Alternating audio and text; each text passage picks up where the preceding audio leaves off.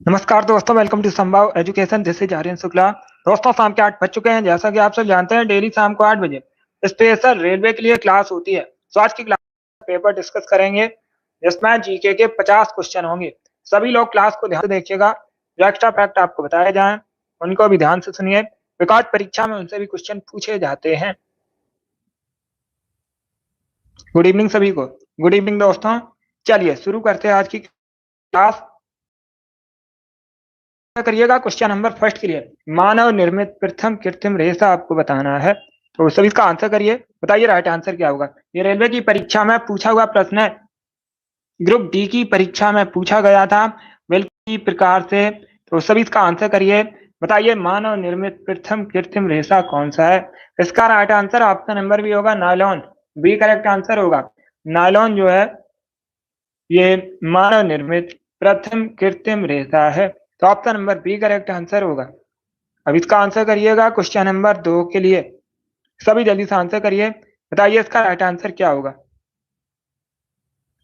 पंजाबी भाषा किस लिपि में लिखी जाती है। तो सभी इसका आंसर करिएगा। बताइए इसका राइट आंसर क्या होगा। पंजाबी भाषा आपको बताना है किस लिपि में लिखी जाती है। क्या करेक्ट आंसर होगा। इसका राइट आंसर ऑप्शन नंबर भी होगा, Gurmukhi. Yes, B correct answer होगा। पंजाबी भाषा जो है गुरमुखी लिपि में लिखी जाती है। तो option number B correct answer होगा। यस रिंकू,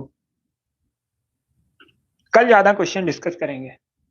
तो इसका राइट आंसर ऑप्शन नंबर भी होगा, गुरमुखी लिपि करेक्ट आंसर होगा। अब देखिएगा परीक्षा में क्वेश्चन और पूछ सकते हैं, आपसे पूछ सकते हैं गुरमुखी लिपि किसने शुरू की थी।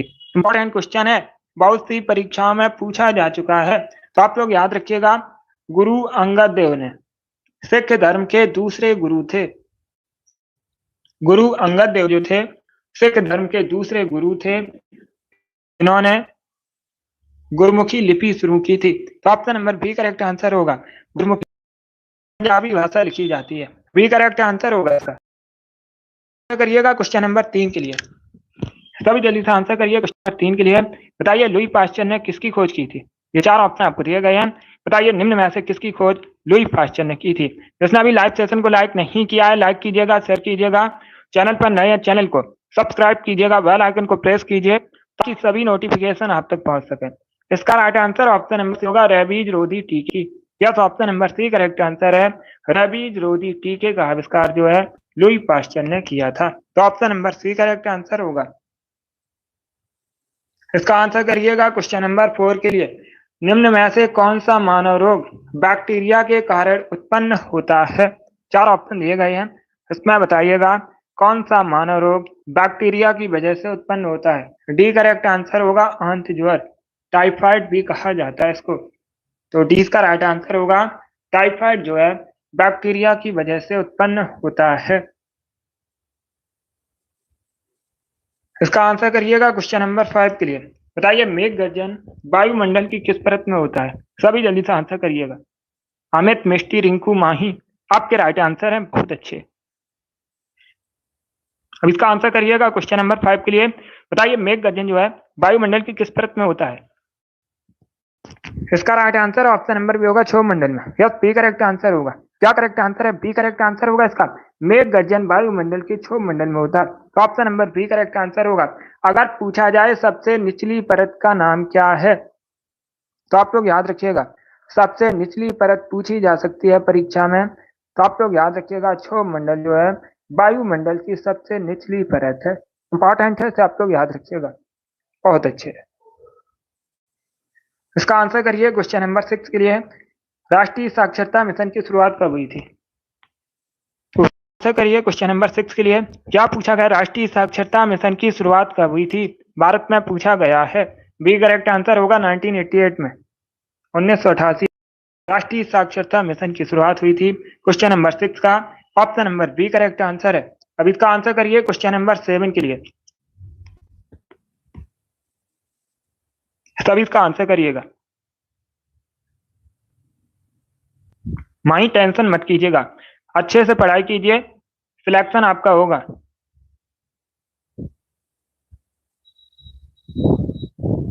अब इसका आंसर करिए क्वेश्चन नंबर 7 के लिए। महाराजा रणजीत सिंह के उत्तराधिकारी कौन थे। सभी जल्दी से आंसर करिएगा। अगर पूछ लें महाराजा रणजीत सिंह के राज्य की राजधानी क्या थी? तो आप लोग याद रखिएगा लाहौर महाराजा रणजीत सिंह के राज्य की राजधानी थी। वर्तमान में लाहौर कहां पर है? पाकिस्तान में। वर्तमान में लाहौर कहां पर है? पाकिस्तान में। इसका right answer option number B होगा खड़क सिंह। क्या करेक्ट आंसर है? बी करेक्ट आंसर होगा इसका। आरपीएफ एसआई की परीक्षा दिसंबर में शुरू है। लगभग 2 महीने का समय है आपके पास।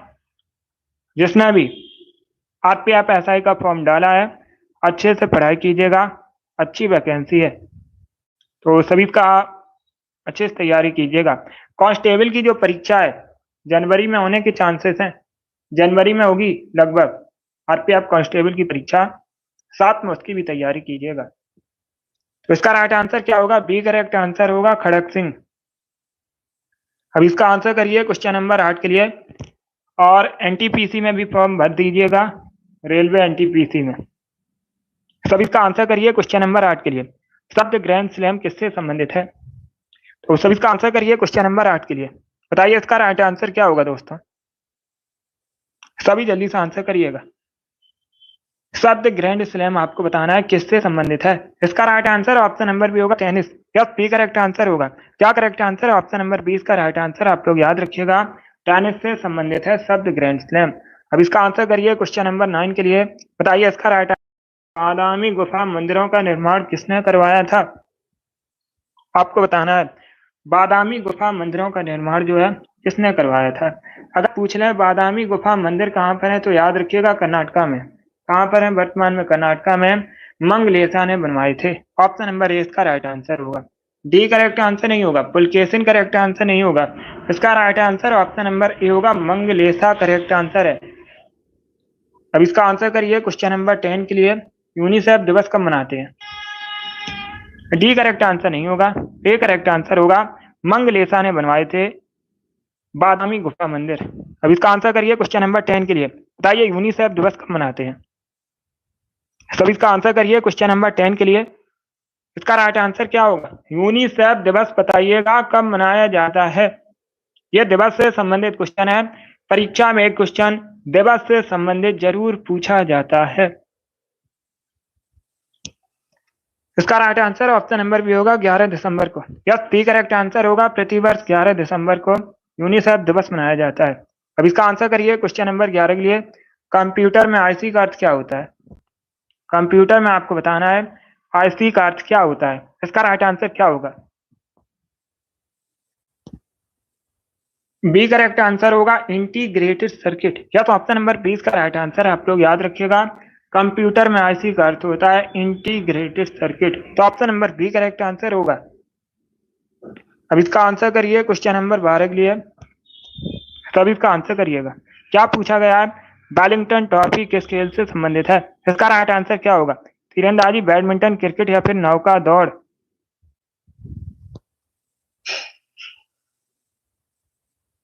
यस राम कुमारी। अब इसका आंसर करिएगा क्वेश्चन नंबर 12 के लिए। देखिए इसका right answer option number D होगा, नौका दौड़। यस, ऑप्शन नंबर डी इसका राइट आंसर है। आप लोग याद रखिएगा, वेलिंगटन ट्रॉफी जो है नौका दौड़ से संबंधित है। इसका आंसर करिए क्वेश्चन नंबर 13 के लिए। ये फिजिक्स से संबंधित क्वेश्चन है। पास्कल किसका मात्रक है? सभी बताइए दोस्तों, पास्कल क्या किसका मात्रक है? ये पूछा गया है। ताप, ऊष्मा, दाब या फिर इनमें से कोई नहीं। इसका right answer option number C होगा, दाब का। या सी करेक्ट आंसर होगा। पास्कल दाब की इकाई है। क्वेश्चन नंबर 13 का option number C correct answer होगा। अब इसका आंसर करिएगा क्वेश्चन नंबर 14 के लिए। बताइए इक्तादारी प्रथा किसने चलाई थी? इतिहास से संबंधित क्वेश्चन है, अच्छा क्वेश्चन है। क्या पूछा गया है? इक्तादारी प्रथा किसने चलाई थी?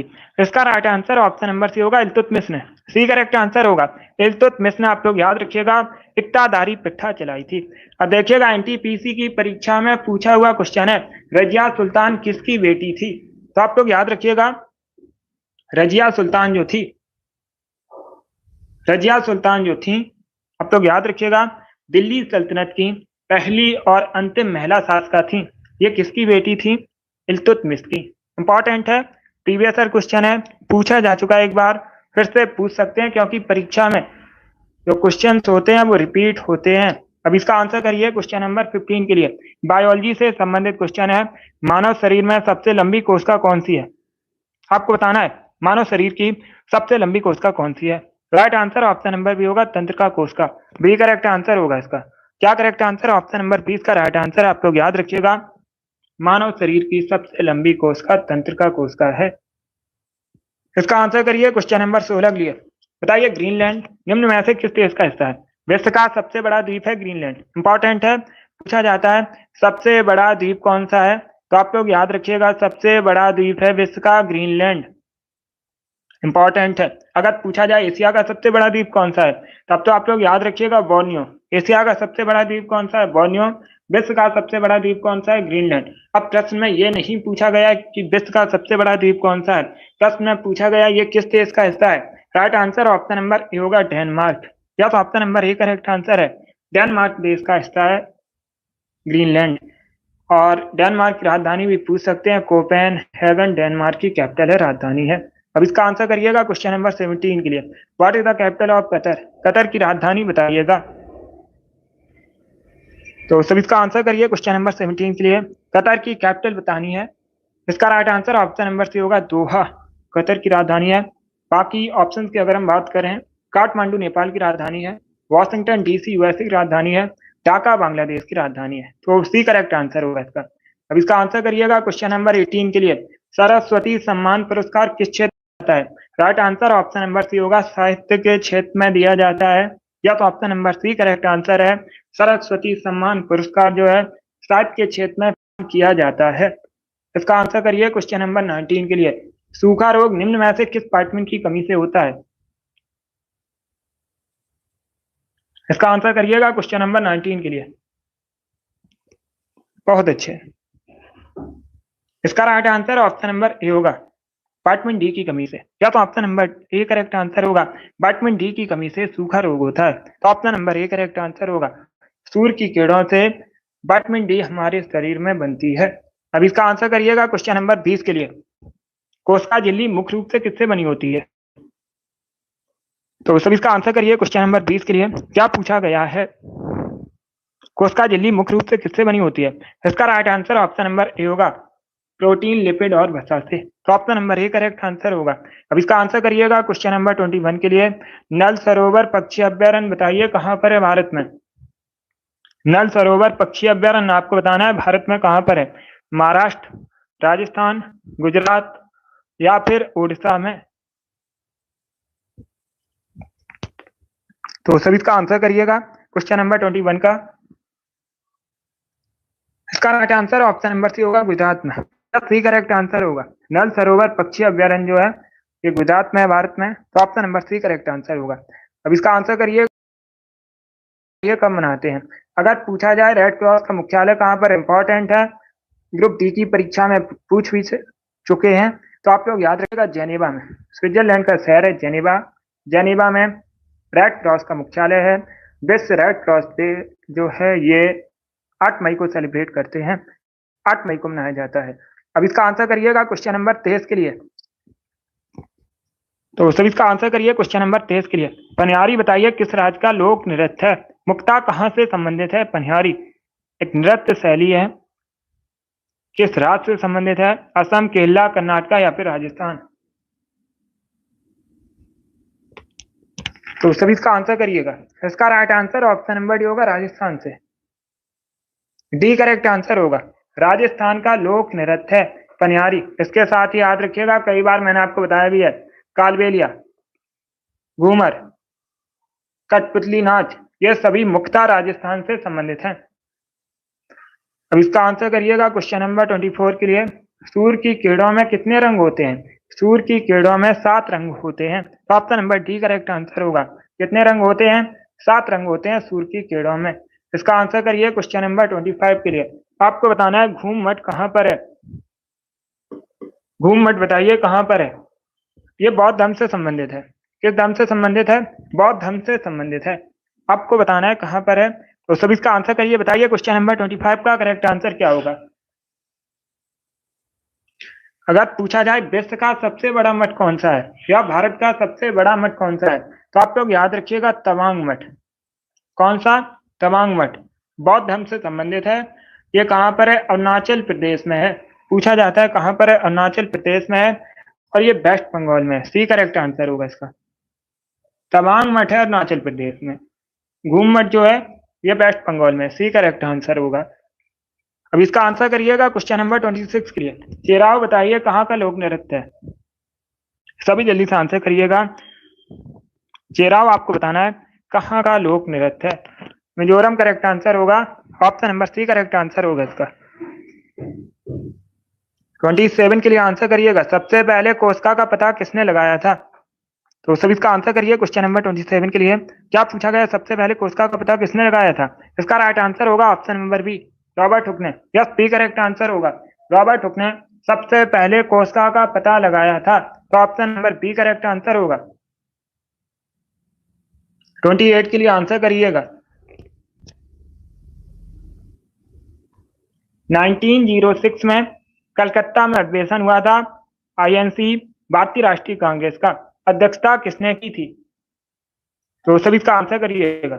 1906 में भारतीय राष्ट्रीय कांग्रेस का जो कलकत्ता का अधिवेशन हुआ था, आपको बताना है अध्यक्षता किसने की थी।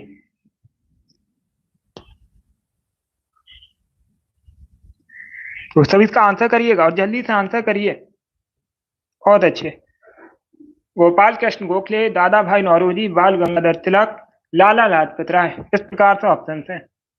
इसका right answer option number B होगा, Dadabhai Naoroji. Yes, B correct answer होगा। दादा भाई नौरोजी ने 1906 में कलकत्ता अधिवेशन हुआ था भारतीय राष्ट्रीय कांग्रेस का, अध्यक्षता की थी, तो option number B correct answer होगा। इनको भारत में वयोवृद्ध पुरुष के नाम से भी जाना जाता है, इंपॉर्टेंट है, पूछा जाता है परीक्षा में, तो बी करेक्ट आंसर होगा इसका। Poverty and un-British rule in India नामक पुस्तक भी पूछ लेते हैं, किसके द्वारा लिखी गई है, नाम याद रखिएगा, दादा भाई नौरोजी, इन्होंने लिखी है पुस्तक। अब इसका आंसर करिए क्वेश्चन नंबर 29 के लिए। आर्यभट्ट को अंतरिक्ष में कब भेजा गया था। आर्यभट्ट भारत का पहला कृत्रिम उपग्रह है, भारत में कब भेजा गया था, 19 अप्रैल 1975 में, ए करेक्ट आंसर होगा। क्वेश्चन नंबर 30 के लिए आंसर करिए। बताइए चंद्रगुप्त के पुत्र का नाम क्या था। चंद्रगुप्त ने मौर्य वंश की स्थापना की थी, आप लोग याद रखिएगा। नंद वंश के पश्चात मगध पर जो शासन है मौर्य वंश ने किया था, और आप लोग याद रखिएगा मौर्य वंश के शासन विस्तार में या मौर्य साम्राज्य के शासन विस्तार में मुख्य रूप से मदद की थी चाणक्य ने। यह चंद्रगुप्त मौर्य के गुरु थे। चाणक्य ने, आप लोग याद रखिएगा, अर्थशास्त्र नामक ग्रंथ भी लिखा है, और इनको विष्णुगुप्त, कौटिल्य के नाम से भी जाना जाता है। इसका right answer option number A होगा, Bindusara. Yes, option number A correct answer होगा। आप लोग याद रखिएगा बिंदुसार चंद्रगुप्त मौर्य के पुत्र का नाम था, तो option number A correct answer होगा। अब इसका आंसर करिएगा क्वेश्चन नंबर 31 के लिए। बताइए हैरी पॉटर पुस्तक श्रृंखला के लेखक कौन है। आपको हैरी पॉटर पुस्तक श्रृंखला के लेखक बताने हैं, तो बी करेक्ट आंसर होगा, जेके रॉलिंग।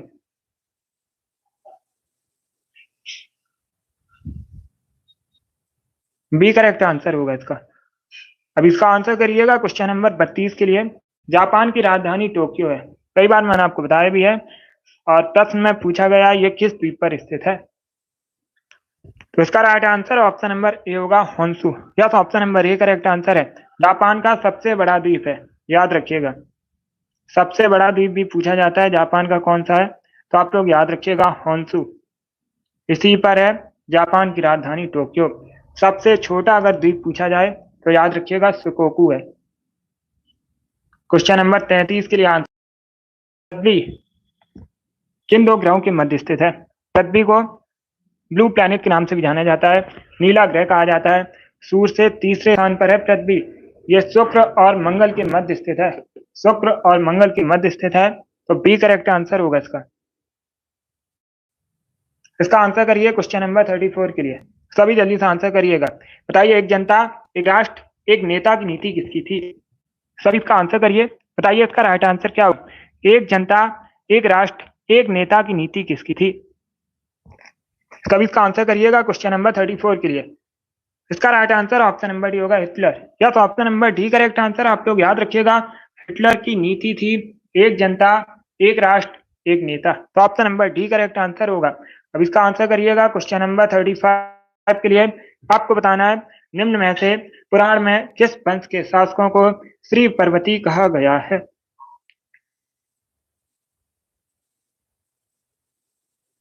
इसका राइट आंसर क्या होगा क्वेश्चन नंबर 35 का? क्या पूछा गया है? किस वंश के शासकों को पुराणों में श्री पर्वती कहा गया है? तो बी करेक्ट आंसर होगा इक्ष्वाकु वंश के शासकों को। या तो option number B correct answer है, इक्ष्वाकु वंश के शासकों को पुराणों में श्री पर्वती कहा गया है। अब इसका आंसर करिएगा क्वेश्चन नंबर 36 के लिए। बताइए मेघदूतम की रचयिता कौन है? आपको मेघदूतम की रचयिता बतानी है, तो right answer option number B होगा Kalidas. Yes, B correct answer होगा, कालिदास की रचना है मेघदूतम। इसके साथ ही याद रखिएगा अभिज्ञान शाकुंतलम भी पूछा गया है, इसके लेखक कौन है? तो याद रखिएगा कालिदास, मेघदूतम, अभिज्ञान शाकुंतलम, रघुवंशम भी पूछी जा चुकी है परीक्षा में, कुमार संभवम, ये सभी रचनाएं कालिदास जी द्वारा लिखी गई हैं। तो बी करेक्ट आंसर होगा। अब इसका आंसर करिएगा क्वेश्चन नंबर 37 के लिए। सारा मरुस्थल अफ्रीका के किस भाग में स्थित है? परीक्षा में इसी प्रकार से क्वेश्चन पूछ लेते हैं। सारा मरुस्थल कहाँ पर है मुख्यतः? तो आप लोग याद रखिए अफ्रीका में। कहाँ पर है? अफ्रीका में। कठिन करके पूछा जाएगा अफ्रीका के किस भाग में है, ये कठिन करके पूछ सकते हैं। तो सभी इसका आंसर करिए क्वेश्चन नंबर 37 के लिए। नॉर्थ अफ्रीका, दक्षिणी अफ्रीका, पश्चिमी अफ्रीका या फिर पूर्वी अफ्रीका? इसका right answer option number A होगा, उत्तरी अफ्रीका। बी करेक्ट आंसर नहीं होगा, ए करेक्ट आंसर होगा इसका। यस राम कुमारी, ए करेक्ट आंसर होगा इसका। नॉर्थ अफ्रीका महाद्वीप में है सारा मरुस्थल, ए करेक्ट आंसर है। क्वेश्चन नंबर 38 के लिए आंसर करिए। गौतम बुद्ध के गुरु का नाम आपको बताना है। गौतम बुद्ध ने बौद्ध धर्म की स्थापना की थी। सिद्धार्थ बचपन का नाम था गौतम बुद्ध के। इसका right answer option number C होगा, आलार कलाम, सी करेक्ट आंसर होगा। 39 के लिए आंसर करिएगा। बताइए इसका राइट आंसर क्या होगा? ब्रह्मपुरेश्वर मंदिर आपको बताना है भारत में कहां पर है? तमिलनाडु में, राजस्थान में, मणिपुर में या फिर आंध्र प्रदेश में? तो सभी इसका आंसर करिएगा क्वेश्चन नंबर 39 के लिए। बताइए इसका राइट आंसर क्या होगा? श्री ब्रह्मपुरेश्वर मंदिर कहां पर है? तमिलनाडु करेक्ट आंसर होगा इसका, तमिलनाडु में है।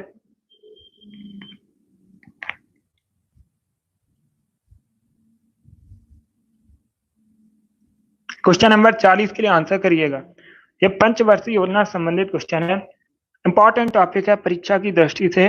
पंचवर्षीय योजना ऐसे अच्छे से पढ़िएगा, परीक्षा में क्वेश्चन पूछ लेते हैं इससे संबंधित। आपको बताना है किस पंचवर्षीय योजना में भारी उद्योग को प्राथमिकता दी गई। पंचवर्षीय योजना का नाम बताइएगा जिसमें भारी उद्योग को प्राथमिकता दी गई थी। ए करेक्ट आंसर होगा दूसरी। क्या तो option number A correct answer है। आप याद रखिएगा दूसरी पंचवर्षीय योजना में भारी उद्योग को प्राथमिकता दी गई थी, ए करेक्ट आंसर होगा। 41 के लिए आंसर करिए। बताइए इसका राइट आंसर क्या होगा? ज्योग्राफी संबंधित क्वेश्चन है। कौन सा ग्रह हरे रंग को उत्सर्जित करता है? उस ग्रह का नाम बताइएगा जो हरे रंग को उत्सर्जित करता है, हरे प्रकाश को। बृहस्पति, शुक्र, वरुण या फिर इनमें से कोई नहीं। क्वेश्चन नंबर 41 है ये। आंसर सभी लोग दीजिएगा और जल्दी से आंसर करिए। इसका right answer option number C होगा, वरुण, सी करेक्ट आंसर होगा। वरुण ग्रह जो है हरे प्रकाश को उत्सर्जित करता है, सी करेक्ट आंसर होगा इसका, सी करेक्ट आंसर होगा। अब इसका आंसर करिएगा क्वेश्चन नंबर 42 के लिए। भारत में आपको बताना है निम्न में से कौन सा निजी क्षेत्र का बैंक है? ये चार ऑप्शन दिए गए हैं, इसमें बताइए भारत में कौन सा एक निजी क्षेत्र का बैंक है? क्या करेक्ट आंसर होगा क्वेश्चन नंबर 42 का? इसका राइट आंसर ऑप्शन नंबर भी होगा, Kotak Mahindra bank. Yes, B correct answer होगा। कोटक महिंद्रा बैंक जो है भारत में निजी क्षेत्र का एक बैंक है। 43 के लिए आंसर करिए। झारखंड में सरहुल पर्व किस ऋतु में मनाया जाता है? पहली बात तो आप लोग याद रखिएगा, परीक्षा में इस प्रकार से भी क्वेश्चन पूछा जाता है। सरहुल पर्व मुख्यतः कहाँ सेलिब्रेट किया जाता है, कहाँ मनाया जाता है? झारखंड में मनाया जाता है। बताइएगा किस ऋतु में? वसंत, शीत, शरद या फिर वर्षा? तो इसका right answer option number A होगा, वसंत। या तो ऑप्शन नंबर ए इसका राइट आंसर। आप लोग याद रखिएगा वसंत ऋतु में मनाया जाता है सरहुल पर्व झारखंड में। अब इसका आंसर करिएगा क्वेश्चन नंबर 44 के लिए। बताइए दोस्तों निम्न में से किसे रूप ऑफ द वर्ल्ड के नाम से जानते हैं? किस पठार को इनमें से रूप ऑफ द वर्ल्ड के नाम से जाना जाता है? तिब्बत का पठार, दक्षिण भारत का पठार, राजस्थान का पठार या फिर अमेरिका का पठार? इस प्रकार से ऑप्शन हैं। तो सभी इसका आंसर करिए क्वेश्चन नंबर 44 के लिए। ये करेक्ट आंसर होगा तिब्बत का पठार। या तो ऑप्शन नंबर इसका राइट आंसर है। आप लोग याद रखिएगा, तिब्बत के पठार को रूप ऑफ द वर्ल्ड के नाम से जानते हैं। 44 का option number A correct answer है। अब इसका आंसर करिएगा क्वेश्चन नंबर 45 के लिए। बताइए हुंडरू जलप्रपात किस नदी पर है। आपसे रिवर पूछी गई है, किस रिवर पर है हुंडरू जलप्रपात। अगर पूछ लें किस राज्य में, इंपॉर्टेंट है, तो आप लोग याद रखिएगा झारखंड में है। कहाँ पर है? झारखंड में है। किस नदी पर है? सुवर्ण रेखा नदी पर है। ऑप्शन नंबर ए इसका राइट आंसर होगा। यह सुवर्ण रेखा नदी पर है झारखंड में हुंडरू जलप्रपात। इसका आंसर करिएगा क्वेश्चन नंबर। टैन का सिद्धांत किसने प्रतिपादित किया है। तो सभी इसका आंसर करिए क्वेश्चन नंबर 46 के लिए।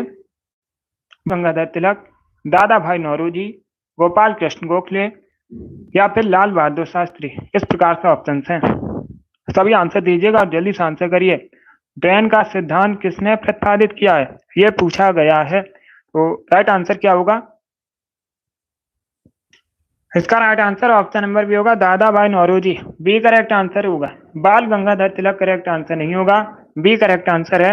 आप लोग याद रखिएगा, दादा भाई नौरोजी ने टैन के सिद्धांत को प्रतिपादित किया है। यस, बी करेक्ट आंसर है। 47 के लिए आंसर करिए। बताइए भारतीय संविधान पूर्ण रूप से कब तैयार हुआ था। इसका राइट आंसर क्या होगा? सभी जल्दी से आंसर करिएगा। भारतीय संविधान आपको बताना है पूर्ण रूप से कब तैयार हुआ था। इसका करेक्ट आंसर क्या होगा?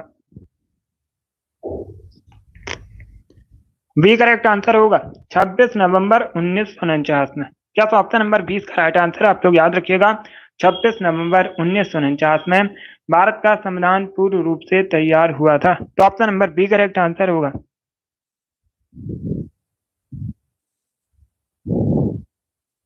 इसका right answer option number B होगा। अब देखिएगा, परीक्षा में एक क्वेश्चन और पूछा जाता है। परीक्षा में इस प्रकार से क्वेश्चन पूछा जाता है, 26 नवंबर को कौन सा दिवस मनाते हैं। तो आप लोग याद रखिएगा, संविधान दिवस मनाया जाता है भारत में। राष्ट्रीय संविधान दिवस या भारतीय संविधान दिवस। भारत में संविधान दिवस मनाया जाता है 26 नवंबर को। इंपॉर्टेंट है, इसे भी याद रखिएगा। 48 के लिए आंसर करिएगा। बताइए देव समाज की स्थापना किसने की थी। आपको बताना है देव समाज की स्थापना किसने की थी। इसका राइट आंसर क्या होगा? ऑप्शंस को पढ़ लीजिए, आंसर करिए। जल्दबाजी में आंसर मत दीजिएगा।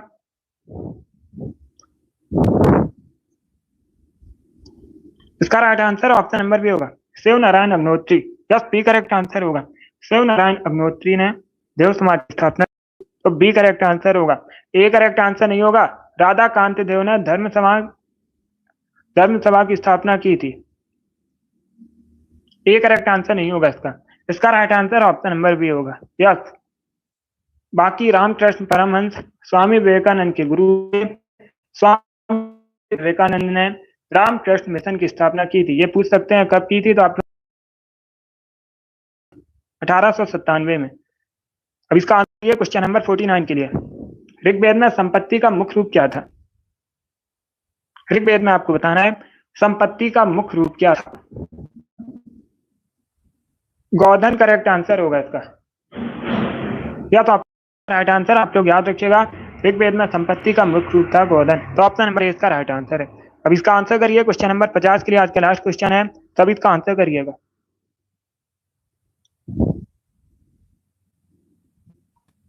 पृथ्वी की त्रिमंडली विभाजन में कौन शामिल नहीं है। इसका राइट आंसर क्या होगा? इसका right answer option number D होगा, जैवमंडल। यस, ऑप्शन नंबर डी इसका राइट आंसर है। आप लोग याद रखिएगा, पृथ्वी की त्रिमंडली विभाजन में जैवमंडल शामिल नहीं है। बाकी स्थल मंडल, जल मंडल, वायुमंडल ये सभी शामिल है।